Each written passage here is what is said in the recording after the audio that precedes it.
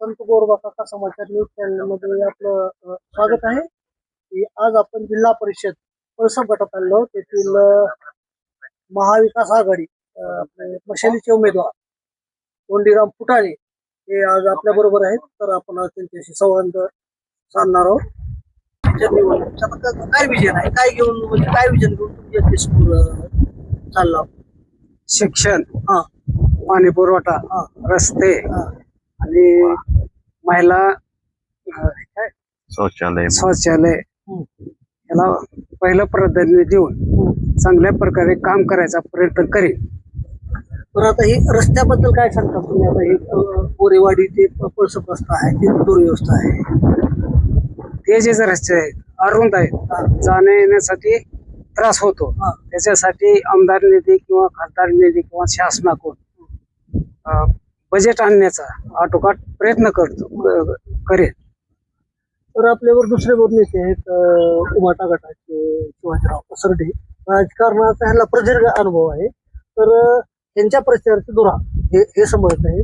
तर काय सांगताल शिवाजीराव तुम्ही? आता कसा जनतेचा प्रतिसाद आहे? काय जनतेचा उत्तम प्रतिसाद आहे. आज जे चाललेली परिस्थिती आहे महायुतीच्या सरकारमध्ये, शेतकऱ्याची धोरणं असतील, जी परिस्थिती आज शेतकऱ्याच्या ग्रामीण भागाची अर्थव्यवस्था खिळखिळा झालेली आहे.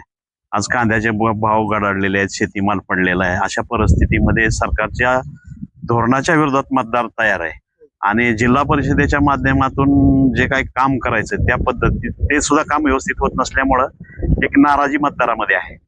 मतदाराच्या अपेक्षा या सरकारने पूर्ण केल्या नाहीत आणि जिल्हा परिषदमध्ये पूर्ण झालेल्या नाहीत. तर एक शिवसेना आणि महाविकास आघाडी उद्धव बाळासाहेब ठाकरे हे माननीय शिवसेना प्रमुख, आम्ही त्यांना दैवत समजून आम्ही आज तागायत ते काम करत आहोत. जे पूर्वी बाळासाहेबांनी जो मंत्र दिलेला आहे 80% समाजकारण आणि 20% राजकारण, हे घेऊन आम्ही काम करणार आहेत. गेल्या 40 वर्षापासून हा पक्ष वाढवण्यासाठी आम्ही प्रयत्न केलेला आहे आणि बाळासाहेबांच्या विचाराला सोबत घेऊन आम्ही त्या पद्धतीनं राजकारण समाजकारण करणार आहे. विरोधकाचं कितपत तुम्हाला आव्हान वाटते? समजा हे महायुतीचं इकडं पूर्ण 3 पक्ष सरकार, सत्ताधारी सरकार, आणि इकडं आहे फक्त तो, म्हणजे तुमची बाजू अशी कमकुवत आहे, असं काय आहे का?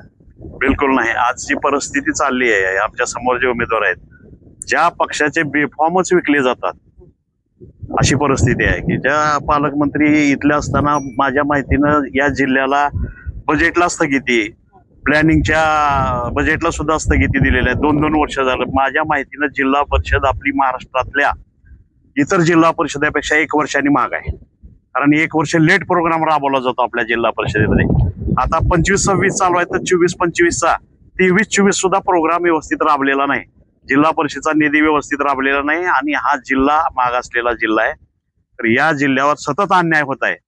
तर त्या अन्यायाला वाचा फोडण्यासाठी आणि आक्रमकपणे काम करण्यासाठी शिवसेना उद्धव बाळासाहेब ठाकरे गटाचे जे उमेदवार आहेत ते आपली भूमिका स्पष्टपणे सभागृहात मांडतील आणि व्यवस्थितपणे या मतदारसंघाला न्याय मिळवून देतील असं मला वाटतंय.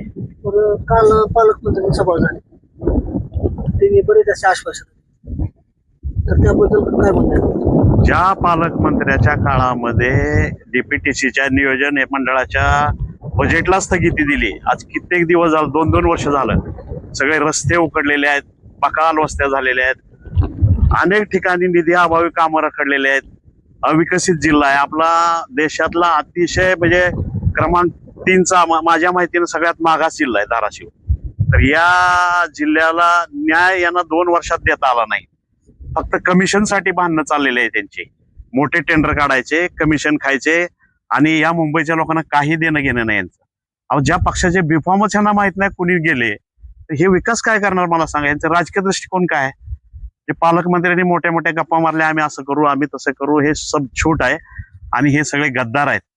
की बाळासाहेबाच्या याच्यामध्ये राहून मातोश्रीच्या याच्यावर तुम्ही मोठे झाला आणि परत तुम्ही गद्दारी करून जर समजा असं बोलत असाल तर निश्चितपणाने हे चुकीचं आहे आणि जनता धडा शिकवल्याशिवाय राहणार नाही असं मला वाटतं. उमेदवार, तुम्हाला प्रश्न आहे की आता तुम्ही इथं मतदारसंघात फिरला, जवळपास सगळे गावात फिरले असतील, काय राहिले असतील? हो. तर तुम्हाला नेमकं कुठला अडचण वाटली बाबा तुम्ही प्रवास करताना? कशाची अडचण वाटली? शिक्षणाची वाटली, रस्त्याची वाटली, का विजेची वाटली? दोन्ही तिन्हीची बी अडचण वाटली. कारण कुठं रस्ते अपुरे आहेत, कुठं खड्डे आहेत, जाण्यासाठी त्रास होतो. ह्याचा बी विचार करणं गरजेचं आहे. आणि इथून पुढं या गोष्टीचा आटोकाट प्रयत्न करून पाठपुरावा निश्चितपणे करेन. तर तुम्हाला विजयाची खात्री आहे? हो, निश्चितच. काय म्हणणं आहे? आता तुम्ही आता जवळपास माझ्या अंदाजानं एक 4 जिल्हा परिषद निवडणुका तुम्ही बघितली. पहिले मध्ये ह्याच्यामध्ये काय फरक आहे? आजच्या राजकारणामध्ये नैतिकता शिल्लक दिसत नाही मला. अच्छा. कारण कार्यकर्त्यांनी पार्ट्या सोडायचं अशी परिस्थिती निर्माण झालेली आहे की अस्थिर वातावरण झालेलं आहे महाराष्ट्रामध्ये. फार विचित्र अशी परिस्थिती निर्माण झालेली आहे. कायदा सुव्यवस्था ढासळलेला आहे. आणि जिल्हा परिषदामध्ये काम करत असताना ज्या पक्षफोडी, सत्तांतर, हे जे वाईट प्रथा आहे हे अतिशय चुकीचे आहे. विकसित महाराष्ट्राच्या दृष्टीने हे चुकीचा पॉइंट आहे. आणि ह्या महायुतीमध्ये काम न करता बोंब मारण्याची सवय जास्त लागलेली आहे. आणि गृह खात्याचा तर कारभार इतका ओंगळ झालेला आहे. आजची परिस्थिती गुन्हेगारीकरण इतकं वाढलेलं आहे प्रचंड प्रमाणात. तर जर अशी जर बेकारी वाढत गेली, आज तरुणांना काम नाही, शेतीमालांना भाव नाही, बकाल झालेली स्थिती आहे आजच्या परिस्थितीमध्ये. या स्थितीला कुणीच वाली राहिलेलं नाही. अशा पद्धतीमध्ये जर असंच राहिलं तर महाराष्ट्राचं फार नुकसान होणार आहे. आणि तरुण हाताला काम असणं गरजेचं आहे. आणि शेतीमालाचे भाव सुद्धा व्यवस्थित असणं गरजेचं आहे. कारण उत्पादन खर्च आणि भाव याची तफावत जर अभ्यास आपण केला तर निश्चितपणानं शेतकरी फार प्रमाणात तोट्यात आहे. आणि ग्रामीण अर्थव्यवस्था ही शेतीवर अवलंबून आहे. आपला देश 75% शेतीवर अवलंबून आहे. आणि ग्रामीण अर्थव्यवस्था अशी आहे की शेतकऱ्याकडे जर 4 पैसे असतील तर मजुराला सुद्धा त्याचा फायदा होतो. कारण शेतकऱ्याच्या खिशात 4 पैसे आले तर तेच 2 पैसे मजुराच्या खिशामध्ये जातात.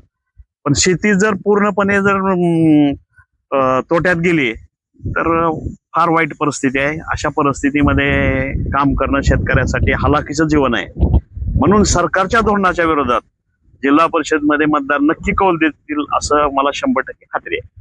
तर आता हे होते शिवाजीराव कर्वे आणि हे होते आपले उमेदवार पुढारी. तर ह्या दोघांच्या मुलाखतीनं आता असं दिसतंय की बाबा आता ह्या परिसरात महाविकास आघाडीचं पारडं जड आहे.